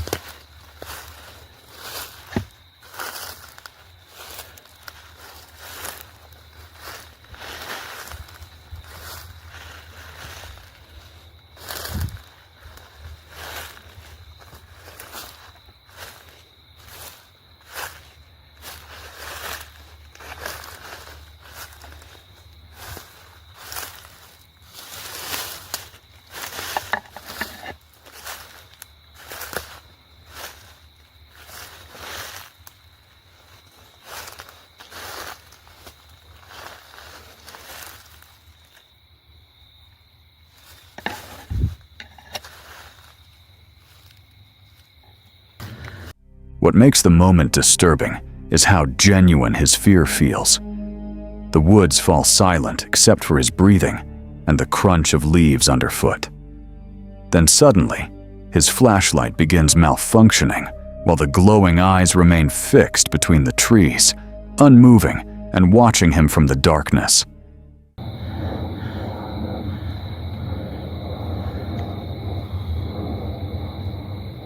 Oh shoot. What's wrong with my flashlight? There's eye shine still down there.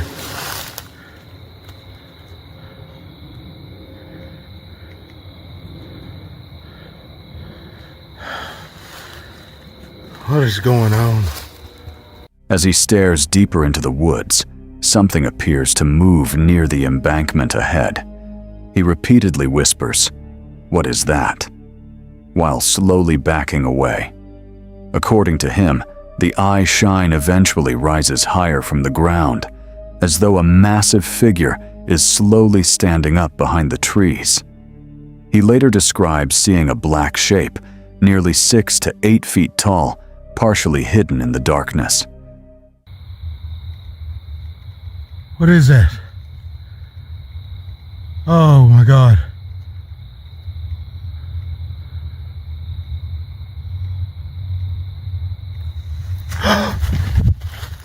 Screw this. Screw this. Oh, screw this. Screw this. Oh, screw this.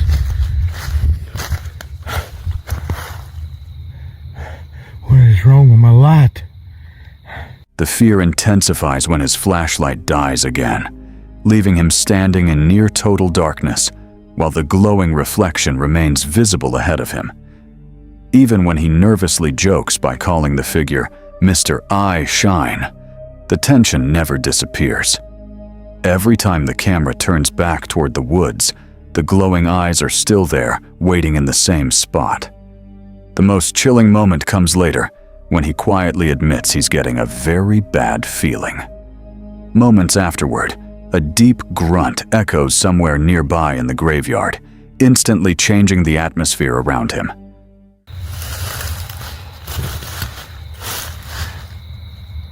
There it is.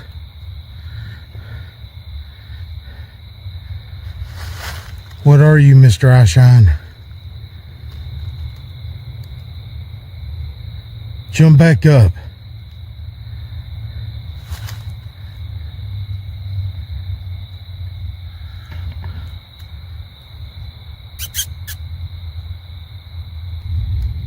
Getting a very bad feeling. I can't be doing this. That thing is evil. It stood up 6, 7, 8 foot tall. And it's just laying down there behind that bank, by that tree. I don't know what it is. It had a black body. I'm hoping the camera got it.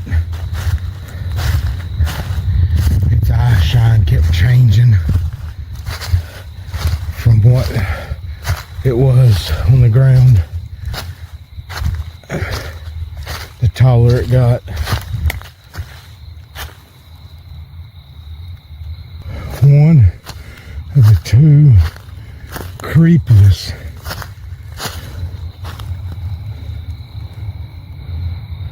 I just heard a grunt, and it wasn't a good grunt.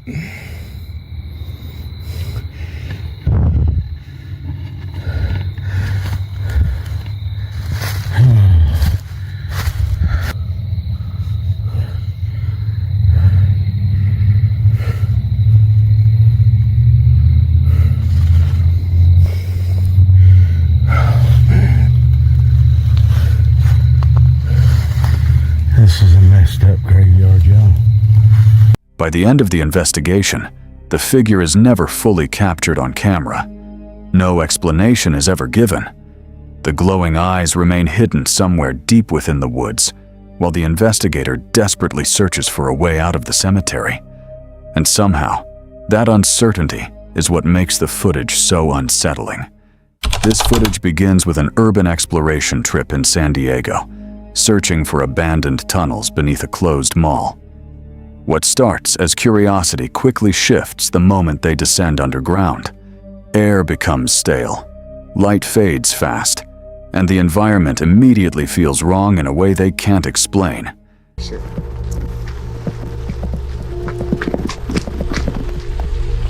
Oh!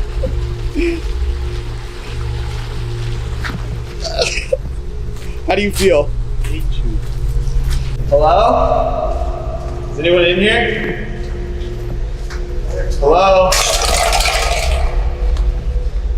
Hello? Bro, this is gross. Just water. Come on, buddy. Huh? Inside the first tunnel, things escalate almost instantly. The water is stagnant, the passage is tight, and every sound echoes in a way that feels distorted. Then, a sudden, unexplained noise cuts through the tunnel, louder than dripping water, too heavy to be natural, forcing them to stop and listen in complete silence. Bad drawings. Hello?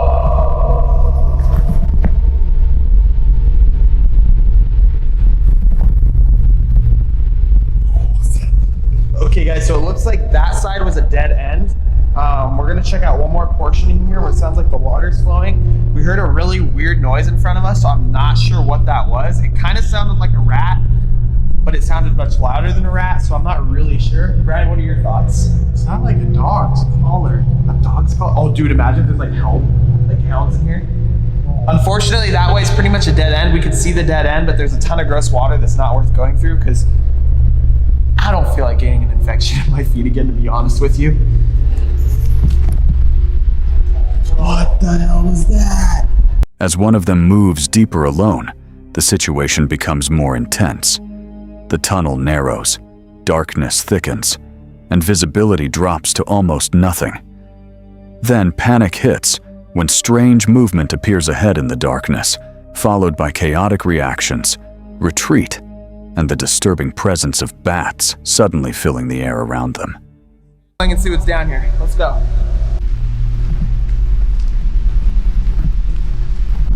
Whoa, a bat!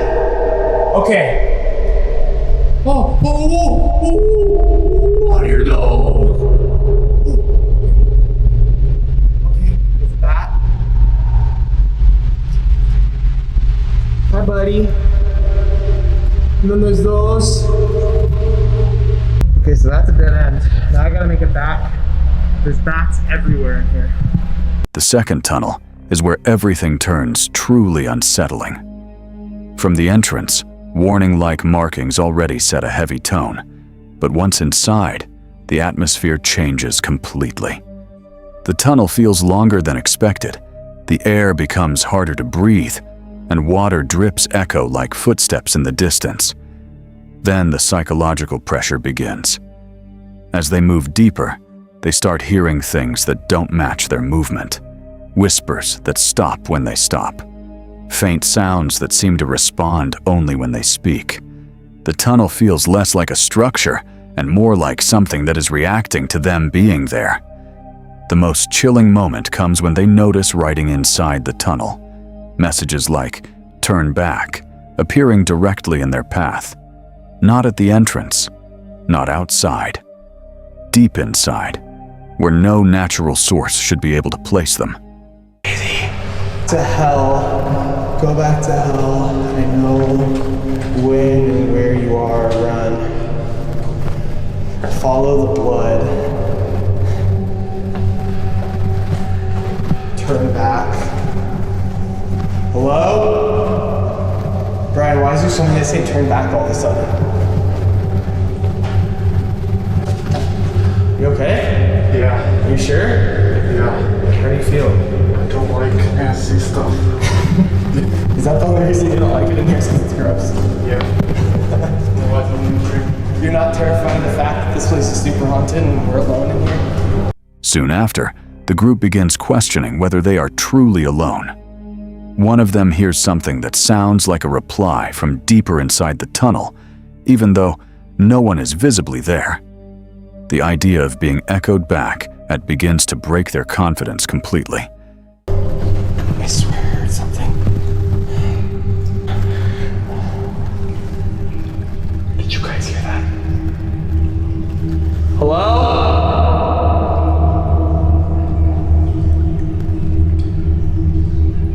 Do I hear like footsteps? Yeah. Do you hear that? Okay, we can't turn around. We always turn back, Brian. We have to see what's up there. Gotta give him the good contact. Let's just hope we don't die. Because that would kind of suck. Brian.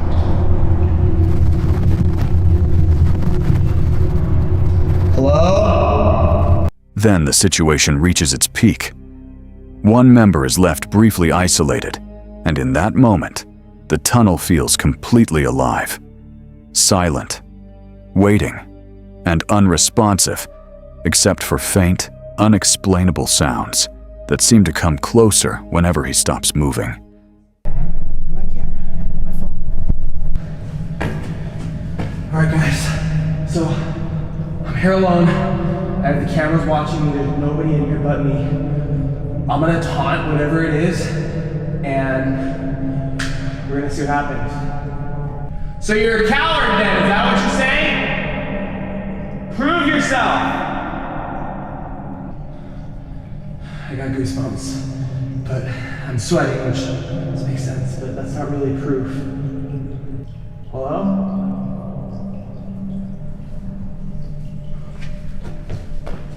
Hello? Dude, hello? Brian, is that you?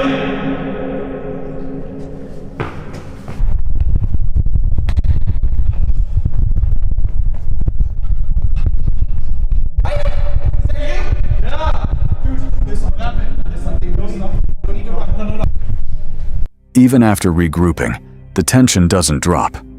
The air feels heavier, movement feels watched, and every step toward the exit feels like something is following just outside their awareness. By the time they escape, nothing is proven. But the most unsettling part isn't what they saw. It's the realization that inside those tunnels, silence didn't feel empty. It felt aware. Some nights don't feel like camping. They feel like being watched. A lone investigator enters the Pocomoke forest, planning to spend the night completely alone deep in the woods. From the beginning, he's aware of how risky it is, but still pushes forward, setting up camp far from his truck so no one can easily find him once darkness takes over. All right, everybody, I have officially set up tent for the night, or camp, I guess I should say.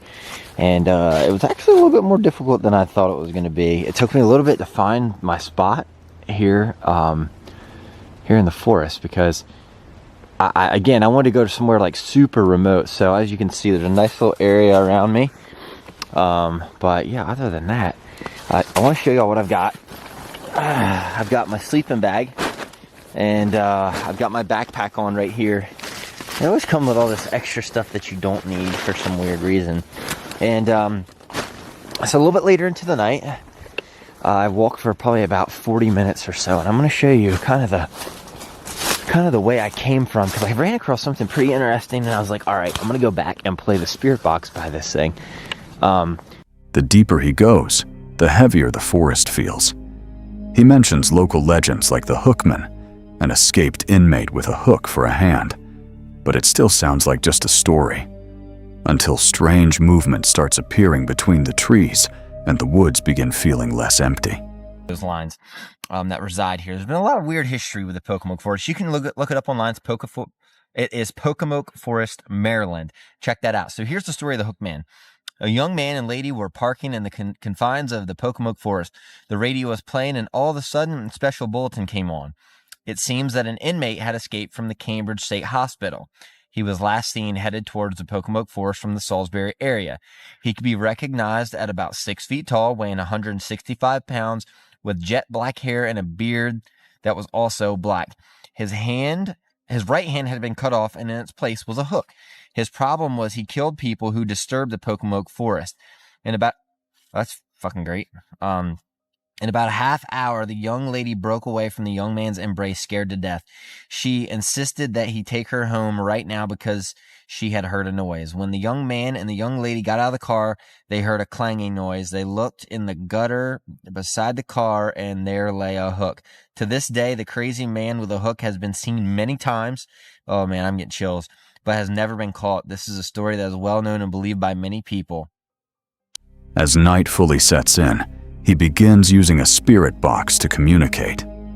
Most of the responses are unclear, but one moment stands out sharply, a voice telling him to turn around.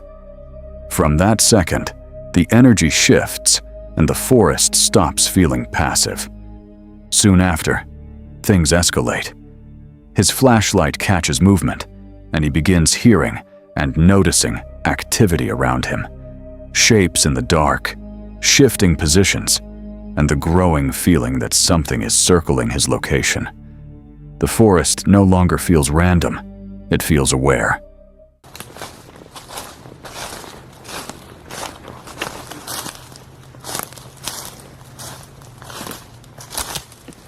Jeez. Huh. Trying to figure out. Oh shit. Oh shit.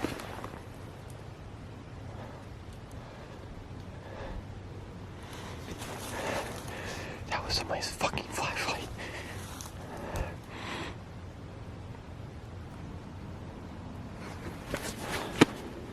I gotta be able to make my way somewhere.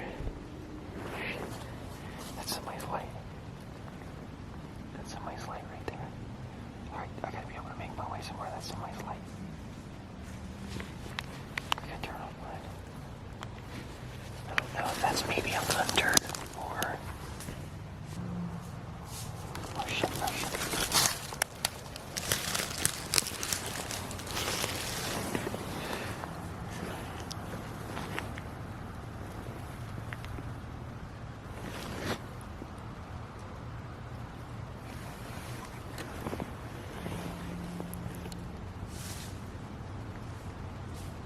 At its peak, he admits he may actually be in danger, trying to rationalize it as hunters or animals. But nothing behaves normally. The presence feels too controlled, too consistent, like something is tracking him through every step he takes.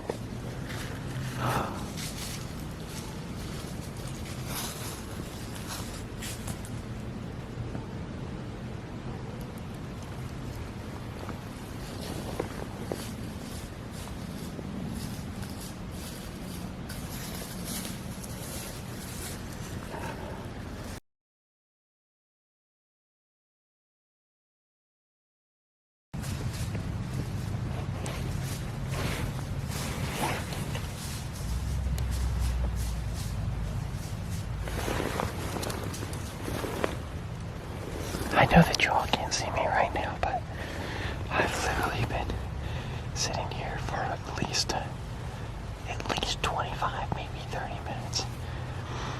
Oh, jeez.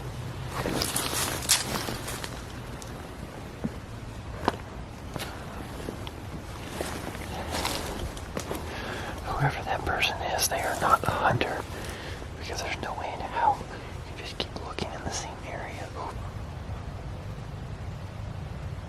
I've been posted up in this tree for a little bit now, and I'm trying to remain calm and be rational and think that maybe that's just a hunter, but I still don't know what a hunter would be doing out here this damn late at night. I'm sorry, but unless you're spotlighting deer, you're not hunting out here. But I'm debating on whether or not to pack up my tent and leave,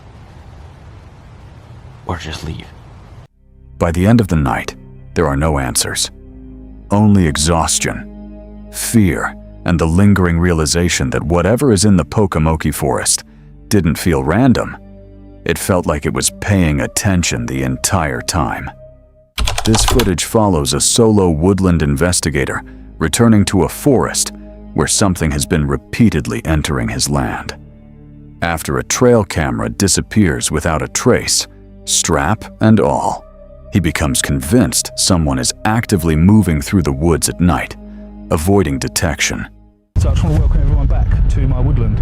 Anyone that's been following the channel, especially recently, will know that I've had some sort of intruder in this wood. I'm on the south side of the property today at the furthest point. I've been through the woodland checking on my trail cams. Last week I did have one trail cam go missing. Can't find hide nor hair of it. Not even the strap was left on the tree. So that's just come up missing. It's almost as if someone's unstrapped it and took it with them, like, 'cause obviously they've been caught out or something. All of the other trail cams though are still in situ. So stick around. I've got a great deal planned for this video, so I have actually got a couple of experimental things that I want to try. I do want to try and set up that sort of dummy camp a couple of 100 yards away from me whilst I'm set up in a stealthy camp, and I have my night vision binoculars trained onto where the camp is. Using weeks of drone surveillance, he eventually captures something that changes everything. In the slowed footage, a human-shaped figure can be seen walking across a clearing where no one should be. What makes it worse is the behavior. No hesitation, no awareness of the camera, just calm movement through restricted woodland, as if it belongs there.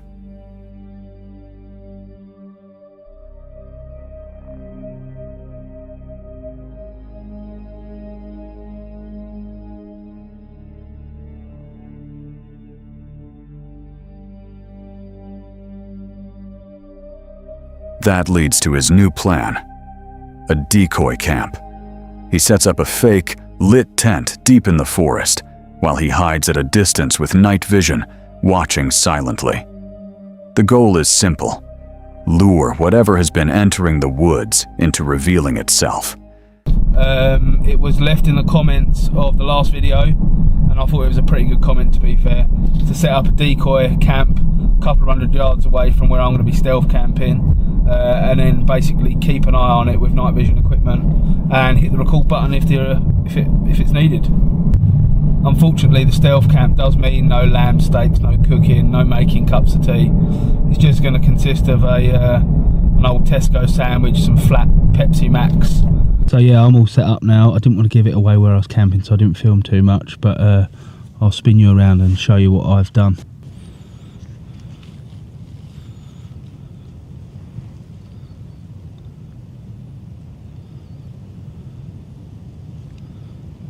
Don't know if you can see it, but just against that tree that's out there in the opening, that is the decoy camp. I'll show you exactly where we are with an arrow.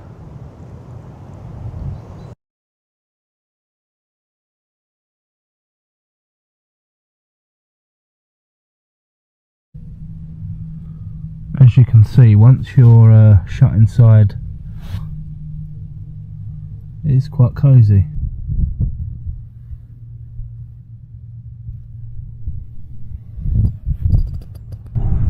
This is just a test on the decoy,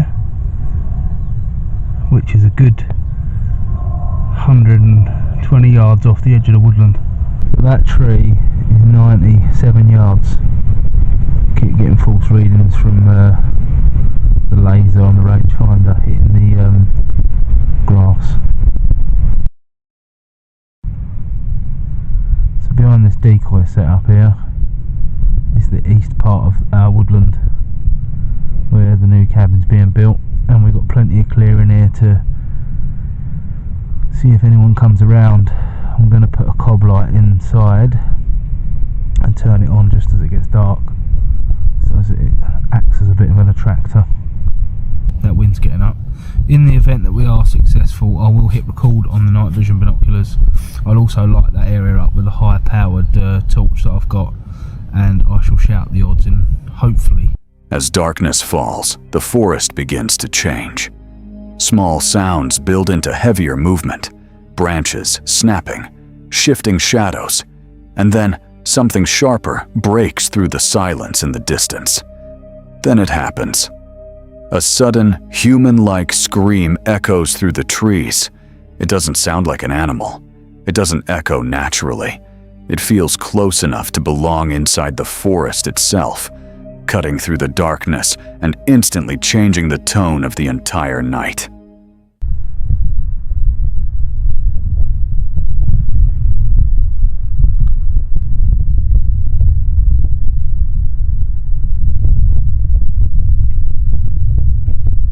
If that was a stick that's fallen out of that tree or something was thrown.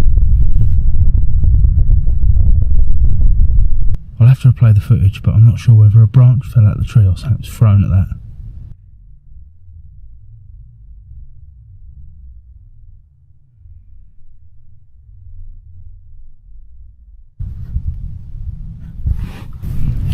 I'm going to keep this light as low as I can, but it sounds like a woman shouting or screaming.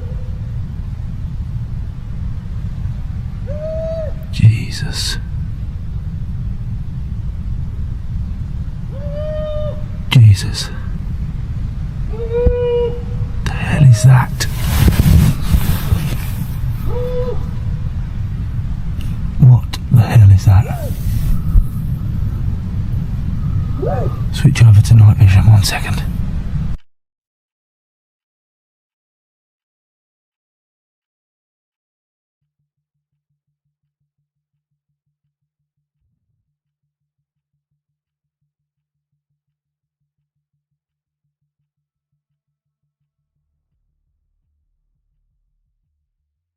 The investigator freezes in position, switching to night vision as the decoy tent sits glowing in the distance. But instead of movement rushing toward it, everything stops. The forest goes quiet in a way that feels intentional, like whatever made the sound has realized it's being watched. There are no footsteps, no second sound, no visible figure, just complete silence stretching across the trees, as if the forest itself is holding its breath. Well, I must say I have no rational explanation for what the noises were last night, but that was where it ended. There was no more noises or anything like that, thank God. That's not to say there isn't a reasonable explanation for it. It might be an animal that I just haven't heard before. I can't think of what one. So I'm definitely up for camping in this spot again, but next time I'm going to actually bring a tent with me and a few more sort of creature comforts with me and have a bit more of a good time rather than sitting in a little corner huddled up. By morning, there is no explanation. Only the unsettling certainty that something responded to the trap, but chose not to show itself. And the most disturbing part isn't what appeared in the woods. It's the feeling that whatever was out there knew exactly when it was being watched and decided to stay hidden anyway.